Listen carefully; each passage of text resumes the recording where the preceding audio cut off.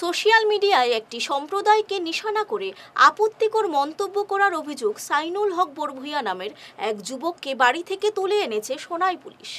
তার বিরুদ্ধে বারবার জাতি সম্প্রদায়কে টার্গেট করে আপত্তিজনক মন্তব্য এবং সোনাইর শান্তি শৃঙ্খলা নষ্ট করার অভিযোগ উঠেছে। মাস দুয়েক আগেও তিনি একটি অপরাধ মামলায় জামিনে ছিলেন। বুধবার প্রায় 200 ক্ষুব্ধ জনতা সোনাই থানায় জড়ো হন। তারা অভিযুক্ত যুবকের কঠোর শাস্তি দাবি করেন এবং এই কাজের পেছনে কার ইশারা আছে তা খতিয়ে দেখার জোর দাবি জানান। সকলের ডিমান্ড এটাই যে কালপিট কোন আছে, কার মদত এইবিলাক কৰি আছে, ওইটা আমরা চাই না।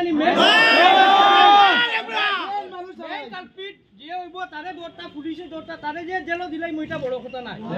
আমরা এটা পিছনে কে আছে এটা আপনার আমরা মানে পুলিশ প্রশাসনে যেটা করছে কাছাড় পুলিশ, সোনাই পুলিশে আমরা ধন্যবাদ জানাই এবং আপনারা আরো ভাবে তদন্ত করেন, ভালোভাবে তদন্ত করেন যে কে এটা শক্তি আছে পিছনে কে করা।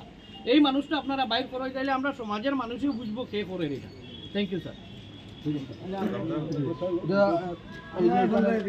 দেখা যাইতেছে এটা এখানের মধ্যে আছে 2 নম্বর আসামি হিসাবে বিগত দিনের যে কেস আছিল শুনাই, এই কেসের 2 নম্বর আসামি হিসাবে তার নাম আছে, কিন্তু এ হাইকোর্ট থেকে বেল নিয়ে এখন বেলপ্রাপ্ত অবস্থায় আছে এবং এই বেলপ্রাপ্ত অবস্থায় থাকার পরেও সমাজের শান্তি সম্প্রীতি নষ্ট করার যে অপপ্রয়াস এবং অপচেষ্টা, যেটা সোশ্যাল মিডিয়ার মাধ্যমে এবং বিভিন্নভাবে সমাজের মধ্যে একটা জাতি বা সম্প্রদায়ের উদ্দেশ্য প্রণোদিতভাবে যেভাবে হেয় প্রতিপন্ন করার চেষ্টা, এর পিছনে কে আছে, কার মদতপুষ্ট হইয়া এই এত ধরনের সাহস পায় এবং সমাজের শান্তি সম্প্রীতি নষ্ট করার চেষ্টা করে, এটার আমরা তদন্ত চাই এবং এই তদন্ত করে বিহিত ব্যবস্থা নেওয়ার জন্য, আইনি ব্যবস্থা নেওয়ার জন্য আমরা আপনাদের কাছে অনুরোধ রাখছি, প্রশাসনের কাছে অনুরোধ রাখছি।